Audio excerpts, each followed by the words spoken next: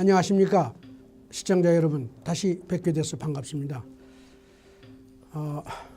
오늘은 한강의 기적을 통해서 수출산업 대국으로 일어선 한국 경제 발전에 아주 가장 중요한 난관을 극복한 박정희 대통령의 정책에 대해서 설명을 드리고자 합니다. 제가 지난 시간 몇 번에 걸쳐서 대한민국이 어떻게 수출을 일으켰고 새마을운동은 어떻게 했으며 우리 국민들의 하면 된다 하는 자조정신을 어떻게 일으킬 수 있었는가 하는 것에 대한 설명을 드렸습니다. 경제발전이라는 것은 비유적으로 말씀을 드린다면 마차를 만들던 사회가 그 사회가 여러 가지 노력을 통해 가지고 기차를 만들어내고 기차를 만들다가 자동차를 만들어내고 비행기 만들어내고 더 나아가면 우주선까지 만들어내는 경제의 복잡성이 꾸준히 증가하는, 다른 말로 표현하면 경제의 차원이 달라지는 그런 과정을 경제 발전이라고 합니다. 그런데 그동안에 경제학자나 경제학에서 얘기하는 경제 성장이나 발전에 대한 얘기는 마차를 10개 만들다가 여러 가지 자원 배분을 잘하면, 노력도 뭐 붙이고 이러면 마차를 100개 만들 수 있다. 그걸 통해 가지고 생산성이 그러니까 결국 10배로 늘어나는 거죠. 그리고 소득도 10배로 늘어나고 임금 수준도 10배로 늘어나고 이렇게 해서 막 경제가 발전하는 거다 하는 이런 생각은 많이 했지만은 마차를 만들다가 어떻게 기차를 갑자기 만들어낼 수 있느냐, 더 나가면 자동차, 비행기, 우주선까지, 이것에 대한 고민은 별로 많지 않았습니다. 그러나 일반적으로 선진국들의 경험이나 역사를 통해서 보면 경제가 산업혁명을 일으켜서 농경사회에서 산업사회로 더 나가면 최근에 뭐 지식기반 경제라든가 아주 복잡한 경제로 바뀌는 과정은 사실은 마차를 열심히 만든다고 자연스럽게 오는 게 아니었다는 게 역사적으로 많이 이제 나타나고 있습니다. 뭔가 국가 사회가 미래 비전을 가지고 국가 경제의 내용, 질, 차원 이런 거를 바꾸고자 하는 노력이 수반돼야지만 그게 산업화를 이루고 산업혁명을 완수하고 더 나가면 오늘과 같은 대한민국의 수출 산업 대국이 될 수 있다고 이렇게 생각이 되는 거죠. 역사를 통해서 보면 지금의 이미 선진국이 된 나라들을 빼놓고는 지난 한 100년 역사를 통해서 보면 지구상의 어떤 후진국도 한국과 같은 그런 산업화, 산업 대국으로 발전한 나라가 없었습니다. 박정희 대통령이 60년대 수출 기적을 이뤘죠. 수출의 도약을 이루고 70년 들어오면서 새마을운동을 시작해서 국민들의 의식개혁운동을 어느 정도 성공적으로 달성을 하면서 그 다음에 시작한 전략이 중화공업정책입니다. 우리가 수출을 열심히 했는데요. 수출의 내용을 잘 보면은 우리는 뭐 농산물이라든가 농산물을 가공하는 거죠. 아니면 중소기업 중심의 노동집약적인 이런 제품을 생산을 하거나 뭐 이런 게 주로 우리가 했던 겁니다. 60년대에. 그러다 보니까 수출을 하려면 제품을 만들어야 되니까 선진국으로부터 기계를 수입해야 되고 각종의 자본재를 수입해야 되고 이러니 궁극적으로 수출은 해봐야 수입하는 비용, 부품이나 자본재 수입에 들어가는 비용이 더 많아서 경상수지 적자가 생기고 오히려 손해보는 장사를 계속 하게 된 거죠. 그래서 사실은 일본과의 무역 적자 문제가 항상 문제가 된 겁니다. 왜냐하면 일본은 우리보다 앞선 선진국이었기 때문에 우리가 일본에서 많은 자본재를 들여오고 기술도 들여오고 이렇게 해야 되기 때문에 일본에 지불하는 수입 대금이 우리가 전 세계 수출해서 버는 돈보다도 훨씬 많아서 우리가 사실은 많은 애로를 겪고 있었습니다. 그러니까 경제가 지속적으로 발전하려면은 이런 단계를 뛰어넘어서 우리의 수출의 부가가치 창출 능력을 높여가지고 우리 자체적으로 기계산업도 일으키고 부품도 산업도 일으키고 이렇게 해가지고 수출의 부가가치 창출 능력을 높여야 되는데 바로 이걸 위해서 1971년 1월 달에 연두교서를 통해서 73년입니다. 1973년 1월 달에 박정희 대통령께서 중화공업 육성을 앞으로 10년 동안 계획을 해서 육성하겠다 이렇게 선언을 했습니다. 이 정책은 경제발전 과정을 거치기 위해서는 반드시 해야 될 정책임에도 불구하고 반드시 이렇게 해야 될 산업임에도 불구하고 경제이론은 이 산업을 어떻게 이루는지에 대한 답도 충분히 제시를 못하고 과거 역사를 통해서 보면 그 방법도 사실은 알기가 대단히 노하우를 알기가 대단히 어려운 일이었습니다. 우리가 가야 될 길인지는 알지만은 이 산업을 일으킬 수가 있는 거냐 하는 것에 대해서는 많은 회의가 있었던 거죠. 그래서 박정희 대통령이 1973년에 중화공업 육성 정책을 선언했을 때 거의 모든 선진국 그리고 국제 경제 연구기관 물론 국내 경제학자 전부 다 반대를 했습니다. 왜냐하면 지난 100년 역사에서 거의 100년 지난 한 20세기 들어와서 그 역사가 별로 그런 역사도 별로 없을 뿐만 아니라 이걸 해서 될 수 있다는 보장도 없다는 거죠. 예를 들면 이런 것입니다. 우리가 농경사회 혹은 노동집약적인 산업을 이렇게 하는 과정에서 이제 우리가 자본집약적인 산업 그래서 이 산업 구조를 바꿔야 되겠다 이렇게 했을 때 그러면은 자본집약적인 산업을 하기 위해서는 어떤 일을 해야 되느냐. 우선 첫째는 기업을 지원을 해야 돼요. 산업을 지원을 해야 돼요. 특정 산업과 그 산업에서 그 산업에 종사하는 기업들을 육성을 해야 되는데 보통 제기되는 문제는 아니 기업을 육성을 한다는 게 그 기업이 앞으로 잘 될지 안 될지 그 산업이 잘 될지 안 될지를 모르는데 어떻게 정부가 미리 네가 잘할 것 같다 뽑아가지고 무작정 지원하면 그거 된다고 보장할 수가 있겠느냐 그런 것이죠. 그동안 경제학이라고 하는 학문은 이런 면에서 정부가 그 승자를 올바른 승자 미리 승자를 선택하는 게 어렵기 때문에 시장이라고 하는 사회 장치가 있어요. 국가 경제 장치가 시장이죠. 장치가 있어서 거기서 자연스럽게 승자가 나오도록 하는 게 옳다. 이렇게 주장을 했고 그런 기업들이 알아서 중화공업을 육성할 수 있을 중화공업을 일으킬 수 있다고 이렇게 가정을 하는 셈인데 역사적으로 보면 또 시장이 그렇게 정부가 나서지 않고 시장한테 맡겨가지고 시장이 자연스럽게 중화공업을 일으킨 예도 존재하지가 않습니다. 그러니까 경제학계에서는 답이 없는 것이죠. 그런데 박정희 대통령은 어쨌든 우리가 선진국을 따라잡으려면 이 산업을 하지 않으면 안 된다고 밀어붙인 거죠.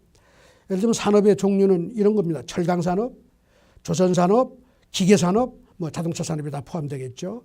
석유화학산업, 전자산업, 비철금속 등 각종의 원부자재를 만들어내고 자본재를 생산하는 그런 산업을 이제 일으키겠다고 한 건데 선진국이나 세계적인 경제연구소나 이런 데서는 대한민국이라는 사회가 농업밖에 없고 사람밖에 없는데 자본이 뭐가 있냐. 그러니 사람을 많이 쓰고 농업을 중시하고 그래서 중소기업 혹은 노동집약적인 산업에다가 농업을 가지고 경제 발전을 하면 된다. 이렇게 얘기하지만 사실은 그거는 대책 없는 소리나 다름이 없었던 거죠. 그러니까 온갖 반대에 부딪힐 수밖에 없었습니다. 그러나 우리 대통령은 이걸 적극적으로 10년 동안 하겠다고 그래서 이제 그 비전을 제시하고 이렇게 했는데 결과적으로는 모든 사람이 기대에 정반대로 성공을 이룬 것입니다. 박정희 대통령이 이 정책을 시작을 해서 1979년에 11.6 사태로 돌아가셨지만 사실 박정희 대통령은 이 산업 정책을 해가지고 이것의 성공 여부를 판단하고 결산하는 일을 못하시고 맨 마지막 단계에서 돌아가셨습니다. 그러니까 이 산업 정책을 추진한 그 당사자의 생각이 그동안 잘 정리가 안 됐을 뿐만 아니라 이 산업 정책을 한 결과도 사실은 공식적으로 잘 정리가 안 된 상태였죠. 그렇기 때문에 5공화국 들어서 많은 경제학자와 심지어는 5공 정부에서도 마찬가지입니다만은 외국의 경제연구소나 이런 기관에서는 박정희의 산업정책이 실패했다. 공식적으로 그렇게 선언을 했습니다. 그래서 이제 여러 가지 정책 전환을 하고 그랬는데 1980년대 중후반에 3조 호황을 겪으면서 우리가 단군 이래 최대의 경상수지 흑자를 내면서 경제가 도약을 이뤘는데 살펴보니까 그 기간 동안에 수출에 앞장서서 대한민국의 그 최대의 그 수출 기적을 이룬 기업들이 전부 다 박정희 대통령 시절에 중화공업에 뛰어들었던 기업들이었다는 거죠. 다시 말씀드리면 80년대 중후반에 대한민국의 수출 기적은 사실은 중화공업의 힘이었다 이런 거예요. 그렇기 때문에 이론적으로 어떻게 됐든 박정희 대통령 사후에 어떻게 그 정책을 뭐 정리를 하고 뭐 평가를 했든 사실 실사구시적으로 보면 대한민국의 경제 도약은 산업대국으로의 도약은 박정희 대통령이 시작한 중화공업을 기초로 해서 됐다 하는 게 그건 백일하에 드러난 것입니다. 따라서 박정희 대통령 산업정책을 실패했다고 얘기하는 사람들 아직도 대부분 사람이 그렇게 평가를 하지만 이거는 사실에 대한 인식의 부족이고 더 나아가면 중화공업 정책을 어떻게 하면 성공하는지에 대한 이해의 부족과 다 맥이 닿아 있습니다. 박정희 대통령이 시작한 산업정책이 성공할지에 대한 가능성도 확실치 않았고 그 다음에 그 산업정책을 하는 과정에서 뭐 몇 가지 어려운 사건들이 있었습니다. 사실은 1973년에 우선 중화공업 육성 정책을 선언을 했지만 이미 1972년에 박정희 대통령이 유신을 선언했어요. 그래서 1972년 12월 27일 날 유신헌법을 통과해서 이제 사실 말하자면 종신 대통령까지 할 수 있는 그런 헌법 체제를 만들어내는 그 과정이 있었는데 이게 요즘 많은 사람들이 박정희 대통령의 그 정치 체제에 대한 비판의 원인이 되고 있는데 이 기간과 중화공업 정책의 기간이 거의 맞물려 갔기 때문에 많은 사람이 그 유신 체제 하에서 진행한 이 산업 정책을 쉽게 수용할 수가 없는 거예요. 성공 자체도 받아들일 수 없을 뿐만 아니라 성공한 결과를 보고도 그걸 흔쾌하게 성공했다고 얘기를 못하는 거죠. 그래서 지금 대한민국의 산업 정책에 대한 중화공업 육성 정책에 대해서는 평가를 아직도 제대로 못 내리고 있는 셈이고요. 그다음에 이 산업 정책을 하기 위해서는 중화공업 정책을 하는 과정에서는 이게 엄청나게 많은 자원이 필요한 산업입니다.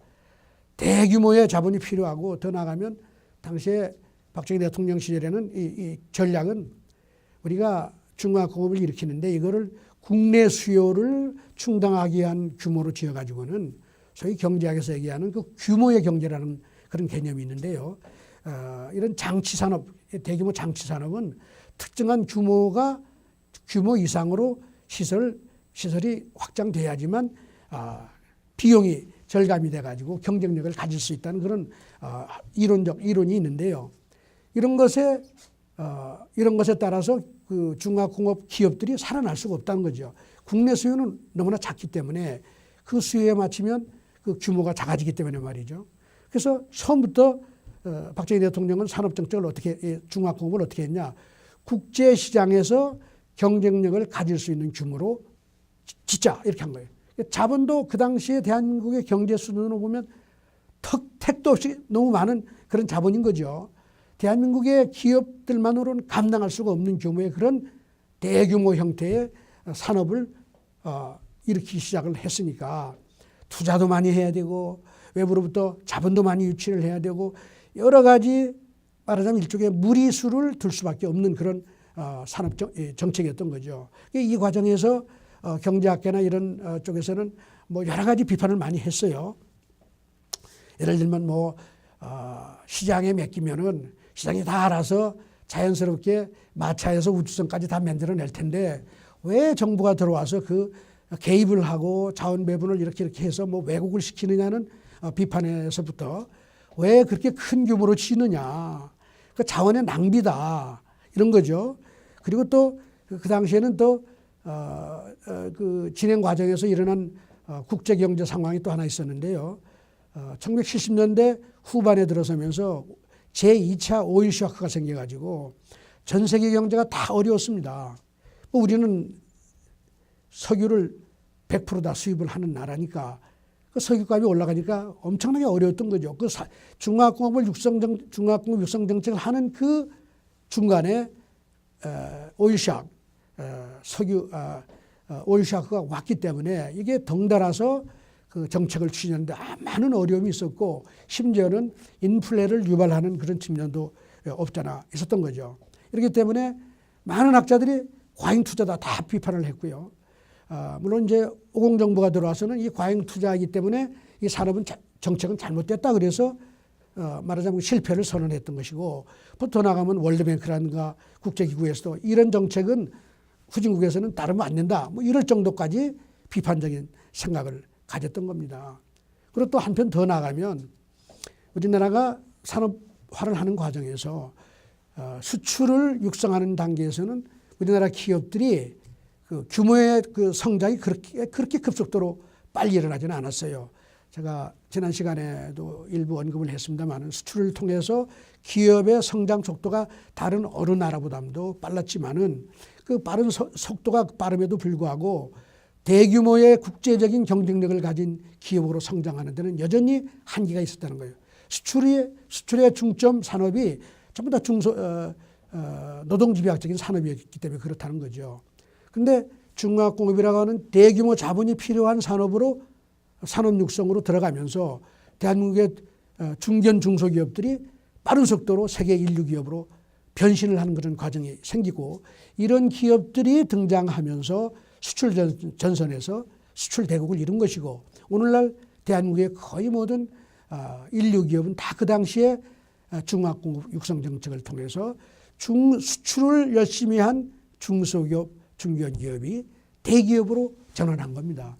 이런 과정을 충분히 보지 않고 그러니까 중화학공업 육성 정책은 중소기업 육성 정책과 같은 정책이었다는 거예요. 수출을 잘한 중소기업이 중화학공업을 할 수 있도록 도와줌으로써 더 한 단계 도약을 할 수 있는 기회를 만들어서 대기업으로 성장을 했는데 그럼에도 불구하고 이제 박정희 대통령의 유신체제라든가 이런 시대를 비판하는 그 민주화 세력이라고 할 수 있죠. 이런 각도에서만 문제를 보는 사람들은 그 중화학공업이 대기업을 위한 재벌을 위한 정책이었다 하고 보는 거예요. 이렇게 함으로써 중화학공업 정책이 재벌 체제를 만들었다. 이래가지고 또 그걸 비판하는 겁니다. 이런 여러 가지 각도에서 그동안 중화학공업에 대한 비판이 있었지만 사실은 결과론적으로 보면은 중화학공업 육성 정책이 없었다면 우리나라는 수출의 도약을 더 이상 이루지 못하고 산업화를 이루지 못하고 그저 중견 중소기업 혹은 노동집약적인 산업에 머물면서 수출 부가가치가 낮은 그런 수출을 하면서 얼마나 갔을지 대단히 이거 예측하기는 어렵습니다만은 오늘과 같은 수출 산업 대국을 일으킨 어려웠을 것이다 하는 것이 너무나 명확관화한 사실입니다. 그러면 박정희 대통령 어떤 특별한 비법이 있었기에 다른 나라는 지난 한 20세기 중반 이후에 아무도 성공하지 못한 이 산업화에 성공했는가 하는 그 비법을 제가 말씀드리겠습니다.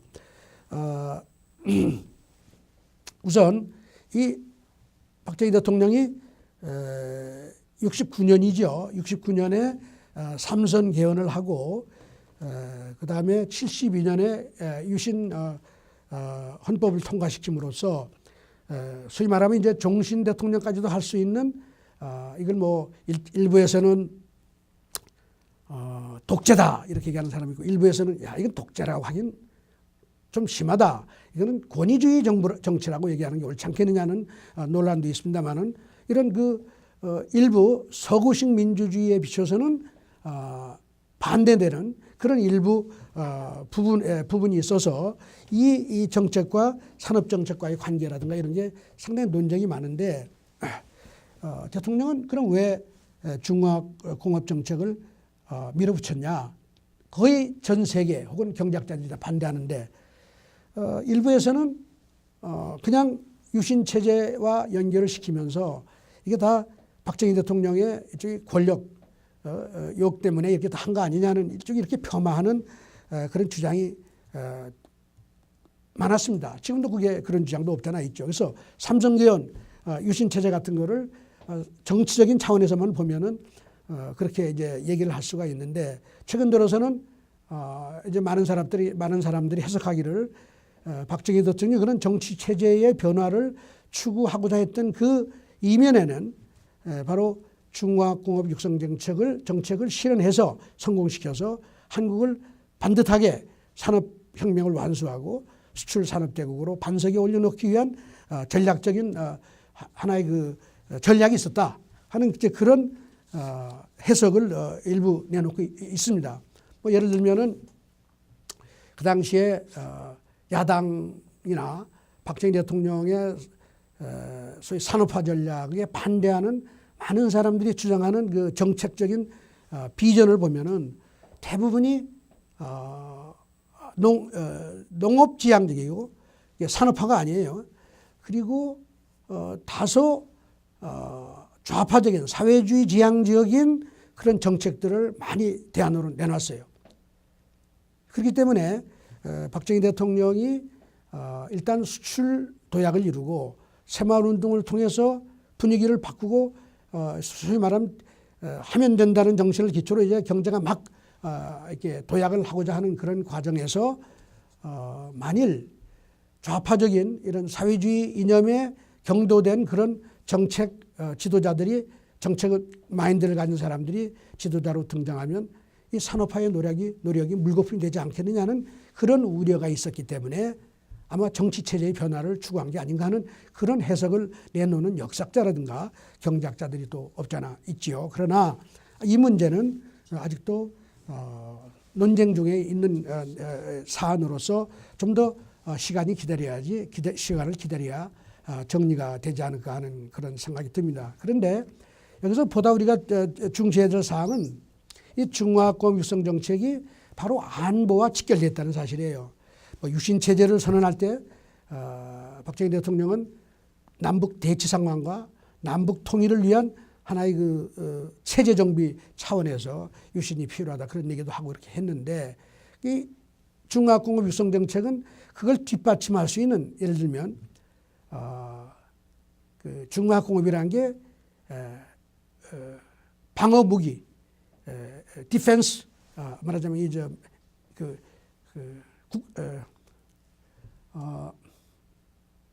중화공업 육성 정책은 다른 말로 뒤집으면 무기 생산을 도울 수 있는 우리 안보를 튼튼하기 위한 방어력을 증강시키기 위해서는 반드시 중화공업을 해야 된다는 말씀이죠. 이런 전략적인 이유로 중화공업을 육성하면서 예를 들면 총기라든가 탱크라든가 이런 무기를 만들기 위해서는 그 기계 산업이 절대로 필요한데 그걸 어느 한 기업의 탱크라든가 이런 걸 만들려고 하는 게 아니라 그 부품과 부속품을 그 다양한 기업한테 배분해 가지고 이걸 만들도록 함으로써 실제는 전혀 소위 말하자면 방위 산업이라고 하는 이름을 붙일 수가 없지만 이 만들어진 부품들을 쫙 조립을 하면 바로 무기가 될 수 있는 그런 전략적인 그 선택을 한 겁니다. 그러니까 중화공업 육성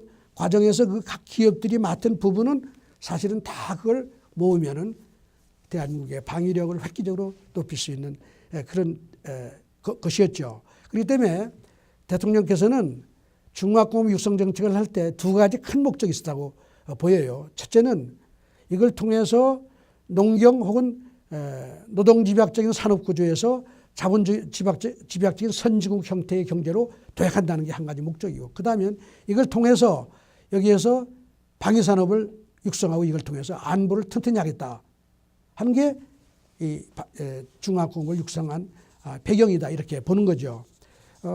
이런 관점에서 보면 말하자면 아까 유신에 대한 말씀을 잠깐 드렸지만 논쟁 중에 있는 사안이지만 유신을 할 때 대통령께서 이걸 이 정치 안정을 통해서 산업화를 완결하고 더 나가면 대북 저지력과 이걸 담보할 수 있고 안보를 담보할 수 있는 방위산업의 그 틀을 만들어내겠다고 하는 아주 의지가 있었던 것으로 해석이 됩니다.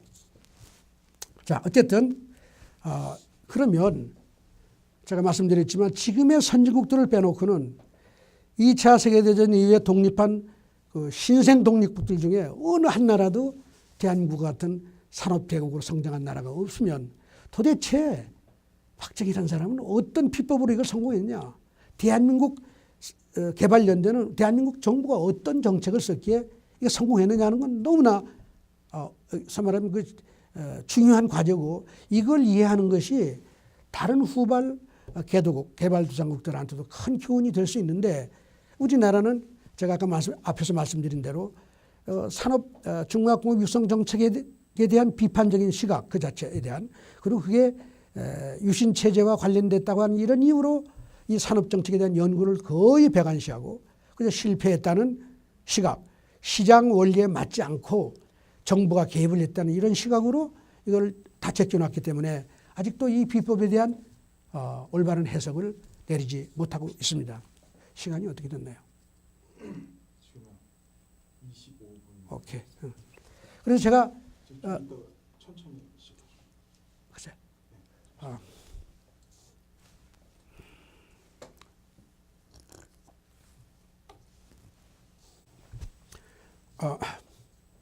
기존 경제학에서는 중화공업 육성 정책이 안 되는 이유를 이렇게 설명하죠. 시장이라고 하는 현상은 제가 지난 시간에서도 여러 번 언급을 했습니다마는 선택을 하는 과정이에요. 시장의 결과로 등장하는 성공하는 기업은 시장이 승자를 선택해서 키워준 겁니다. 그러니까 우리가 소위 스스로 돕는 자를 돕는 하느님으로서 시장에서 우리의 구매력을 가지고 선택함으로써 유능한 기업, 성공하는 기업, 성과 있는 기업이 등장해서 그게 경제를 이끈다 이렇게 보는 거죠. 시장이 승자를 선택하는 거예요. 그런데 우리가 산업이 없는 상품도 제품을 아직도 만들어 보지도 않은 새로운 산업을 일으키려고 할 때 정부가 그럼 어떻게 해야 되느냐. 우선 정부가 그 산업을 제일 잘할 수 있는 기업을 선택을 해야 될 거 아니에요. 그래야지 그 기업이 그 산업에 들어와서 이제 뭐 공장도 짓고 제품을 만들 텐데 여기에 던져지는 아주 그 어려운 질문은 아니 대한민국 수없이 많은 기업 수출 산업에도 뭐 기업들이 많고 그런데 뭐 물론 노동집약적인 산업에서 일을 주로 하지만은 그 많은 기업 중에 어느 기업이 앞으로 미래 예를 들면 10년 뒤에 성공할 수 있는 기업이라고 알아가지고 미리 그 기업을 뽑아서 정부도 지원하고 은행도 지원하고 이렇게 할 수가 있겠느냐. 정부가 이 시장이라고 하는 이 보편적인 많은 사람들의 지혜와 정보가 모인 시장에서 일어나는 일을 정부가 어떻게 전지전능하지도 않은데 시장에서 결과도 안 나왔는데 그 승자를 뽑아가지고 미리 지원해서 성공을 할 수 있겠느냐 하는 질문이 나오는 거죠. 아직도 경제학은 이 질문에 대한 답을 못 찾고 있습니다. 그리고 전 세계 많은 후진국들이 우리가 했던 유사한 산업 정책을 하지만 한 군데도 제대로 성공하는 나라가 없단 말이에요. 그 이유는 뭐냐? 어떻게 해야지 아까 말씀드린 승자를 사전에 시장보다도 앞서서 선택하는 이 일을 잘할 수 있느냐는 데 대해서 답도 없고 실제로 정부가 해보면 그걸 잘 할 수가 없더라 이런 얘기예요. 이게 경제학에 지금 부딪히고 있는 가장 중요한 과제고 후진국들이 부딪히고 있는 과제인데 어쨌든 대한민국은 이걸 극복하고 성공을 했기 때문에 대한민국의 성공은 너무나도 중요한 연구 케이스다 이런 얘기죠. 자, 어떻게 했느냐. 제가 수출을 대한민국 어떻게 수출 기적을 일어나느냐를 제가 설명드리는 과정에서 한국은 대단히 독특한 수출 지원 정책을 했다고 제가 말씀을 드렸습니다. 그게 뭐냐. 신상필벌, 하늘은 스스로 돕는 자를 돕는다는 소위 정의의 율법에 따라서 수출을 잘하는 기업을 앞장세우고 지원했다. 제가 이렇게 말씀드려요. 여기에도 똑같은 원리가 적용이 됐던 거예요. 정부가 사전에 야 네가 이쁘다, 네가 잘하겠지 뽑은 거 별로 없어요. 예를 들면 이거 뭐 그 당시에는 이제 5.16 혁명 이후에 또 5.16 혁명이라면 또 아니라고 하는 사람도 있지만 뭐 어쨌든 좋아요. 5.16 쿠데타 이후에 정부가 적어도 그 군인과 관련된 가까운 정부라고 이렇게 군부라고 얘기를 많이 하잖아요. 그렇다고 정부가 뭐 군인들 중에 뭐 아무나 데려다가 산업을 시켰느냐? 그런 거 없어요. 정부가 중화공업 육성 정책을 할 때 제일 중시한 게 뭐냐? 경제적인 능력이에요. 자본을 동원할 수 있는 능력과 그 기업의 국제 활동, 수출 시장을 경영할 줄 아는 기업, 이런 기업을 철저하게 선택을 했다는 거죠. 이게 무슨 개인적인 관계라든가 정치적인 친소 관계를 혹은 지역적인 친소 관계를 이용해서 누구를 봐주고 한 게 아니라 철저하게 시장에서 선택된 승자를 지원했다는 거죠.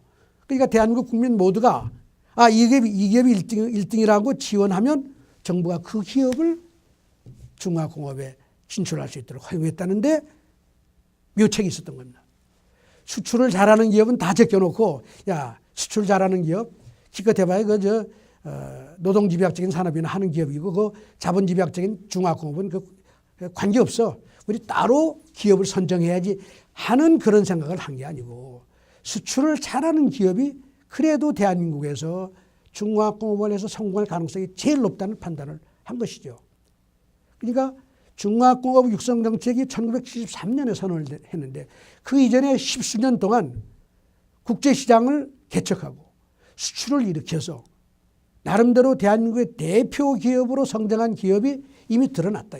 그럼 대한민국 국민이 모두 이 기업이 1등이다 하는 몇 등이다 등수에 들어간다 예를 들면 이렇게 다 정해놓고 평가한 기업을 중화공업 산업에 들어오도록 허용했지.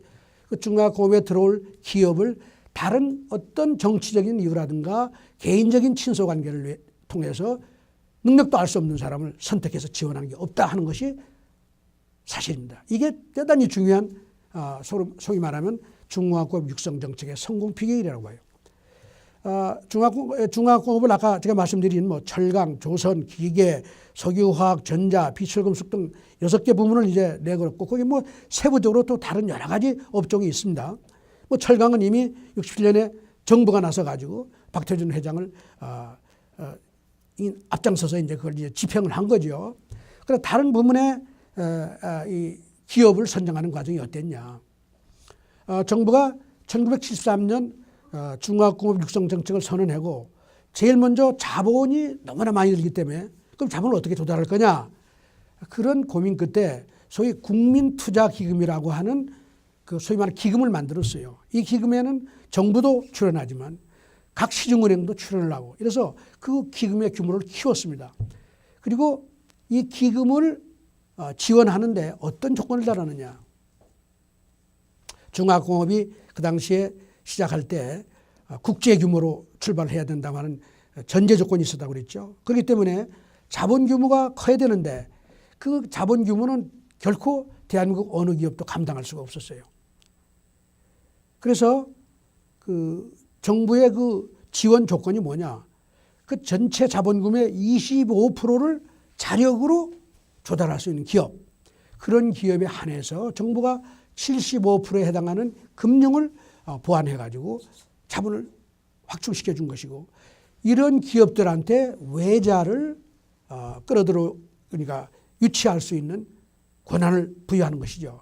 그러니까 대한민국의 최고의 능력을 가진 기업들만이 중화공업에 들어가서 경쟁할 수 있다는 거예요. 저는 이것이 앞에서 말씀드린 수출 기적, 더 나가면 새마을운동의 기적을 일으켜낸 정의의 율법, 열심히 노력하는 사람이 상대적으로 더 대접을 받아야 하는 것이고 그걸 통해서 다른 사람까지 일으키고 모든 사람이 다 하면 된다는 이 대열에 참여하게 만들었던 그 기본 원리가 중화공업 육성에도 적용이 됐다는 거예요.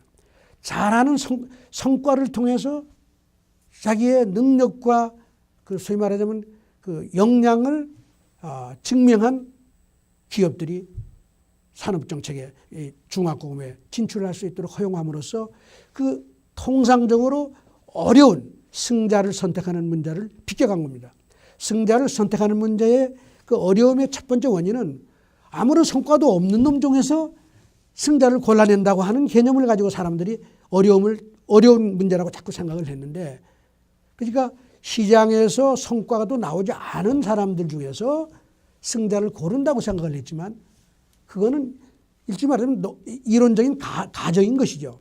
경제에는 이미 그 전 단계에서 자기 노력을 통해서 자기의 역량을 증명한 기업들이 있고 그게 바로 시장이 선택한 거예요. 그러니까 정부는 시장이 선택한 승자를 모셔서 제가 표현을 한다면 정부가 지원해서 더 경쟁을 열심히 해서 산업을 일으키고 수출을 일으키도록 길을 만들어준 겁니다. 그렇기 때문에 정부가 그 경제학이나 선진국 경제학이 얘기하는 어려운 난제를 아주 쉽게 푸는 거예요. 어떻게? 시장에서 노력으로 성공한 기업을 우대한다 이거예요. 신상필벌, 하늘은 스스로 돕는다는 원리에 따라 우대함으로써 이런 기업들이 끝없이 수출 경쟁, 산업 경쟁에 나선 것이고 자기들끼리 경쟁도 치열했습니다. 정부가 또 중화공업을 육성하는 과정에서 부실화되는 기업을 과감하게 정리하고 역량이 있는 기업을 계속 유치하는 방식으로 해가지고 그리고 그 기업들 간의 이합 집산을 통해서 죽고 사는 경쟁이 끝없이 일어납니다. 통상적으로 이런 정책을 산업정책 같은 걸 하게 되면 여기에 진입한 기업은 밖으로부터 경쟁을 보호해주는 그런 정책들을 많이 했습니다. 과거 역사를 통해서 보면 한국 말고 다른 모든 후진국들은 이 중화공업 육성 이런 정책을 할 때 그 안에 들어온 기업을 육성한다는 미명하에 밖으로부터 경쟁을 차단해 줬어요. 그저 그런 기업들이 잘 될 수가 없죠. 경쟁에 노출돼야지 더 적극적으로 이 성장을 위한 노력을 더 할 텐데 그렇지 않고 정부가 보호해 주기 때문에 결과적으로는 전부 다 경쟁력 그 향상에 실패하고 다 흐지부지되고 다 실패한 거예요. 근데 한국은 선택하는 과정에서도 철저히 자기 성과를 그 기업들의 성과를 중시했을 뿐만 아니라 진입한 다음에도 그 기업들끼리 끝없이 경쟁을 하게 함으로써 결국 다른 나라에서 혹은 이론적으로 가정하는 그런 문제를 극복해서 중화공업 육성 정책의 성공을 가져왔다. 좀 그렇게 평가를 하는 것이죠. 그렇게 보면 수출, 새마을운동, 중화공업 육성책 이 모든 중요한 한국 산업혁명의 성공 요인이 되었던 이런 산업의 육성 과정이 한마디로 표현하면 신상필벌과 하늘은 스스로 돕는 자를 돕는다. 이걸 다른 말로 표현하면 정의의 율법. 이 원리가 작동됐기 때문에 소위 시장이 차별화 기능을 정부가 제대로 인식을 하고 그 시장의 선택과 차별의 기능을 존중함으로써 경제 전체를 자본주의적인 시장의 경쟁 속에 몰입시키고 그럼으로써 성공하는 사람들이 하면 된다는 정신에 충만하게 되고 뒤떨어졌던 사람도 노력하면 정부나 은행으로부터 대접을 받고 이런 과정을 통해서 온 사회, 온 산업계가 하면 된다는 정신으로 뭉쳤고 이것이 더 나아가서 우리의 수출산업 대국으로 중화공업 육성 정책을 성공시키면서 수출산업 대국으로 나가게 만드는 원동력이었다 하는 그런 말씀을 드릴 수 있겠습니다.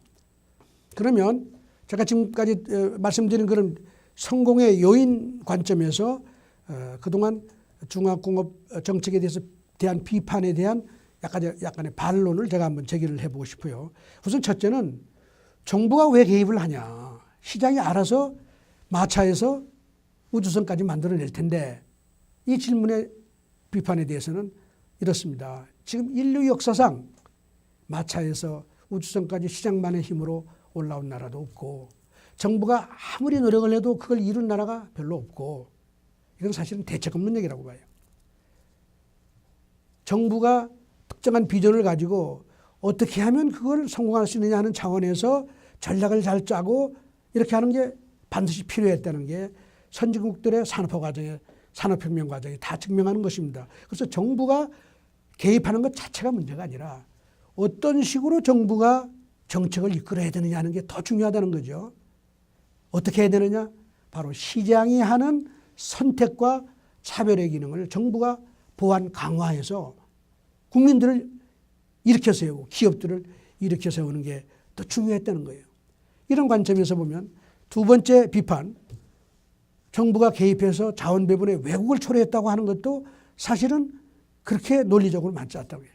시장이 선택한 승자를 지원했기 때문에 이게 시장이 선택한 승자는 놔놓고 따로 다른 이유로 뭐 어떤 이유로든 새로운 사람을 혹은 기업을 선택해서 중화공업을 맡긴 게 아니기 때문에 이거는 자원배분의 왜곡이라고 하는 그런 비판에서도 그렇게 비판을 많이 받을 이유가 없다는 거예요. 특히 이거를 요즘 와서는 이제 좀 어려운 용어입니다만 이제 동태적 비교우위다, 정태적 비교우위다 하는 그런 용어를 많이 쓰는데 이 정태적 비교우위라는 건 예를 들면 마차를 만드는 경제는 그냥 앞으로 계속 마차를 만드는 게 비교우위가 있다는 얘기예요. 결론 그 이론이 의미하는 바는 후진국들한테 제안을 하는 게 이런 거예요. 당신이 농업이 가장 중요하고 제일 비중이 크고 인력이 가장 많이 공급이 되고 있고 좋은 인력이 있으면 그래서 중소기업, 농업 그리고 노동집약적인 산업을 열심히 해서 경제를 발전시켜라 이렇게 얘기하는 것 같은 거예요. 근데 동태적인 비교우위라는 건 그렇지 않을 수 있다는 거예요. 앞으로 그 사회나 그 경제가 창출해낼 수 있는 자원의 종류가 다를 수도 있고 새로운 방법으로 그 산업이 그 국가가 가지고 있는 자원을 창출해낼 수 있고 능력을 창출해낼 수도 있고 뭐 교육을 통해서도 그러고 여러 가지 방식으로 그 경제의 내용을 좀 더 복잡화시킬 수 있는 그 자체적인 능력이 있기 때문에 동태적으로 미래지향적으로 보면 지금은 예를 들면 한국이 농업 중심이고 노동집약적인 산업 중심이지만 한국이 앞으로 중화공업도 할 수 있는 거야. 이렇게 주장하는 관점이 그걸 소위 동태적 비교우위 이론이라고 부르는데 이런 관점에서 보면 정부가 시장의 원리를 잘 이용하고 시장이 선택한 결과를 잘 존중해서 그런 방향으로 했기 때문에 자원 배분의 왜곡이라고 얘기하기도 어렵다 이런 얘기예요. 그 다음에 이제 과잉 투자를 했기 때문에 이게 손실이 많았다.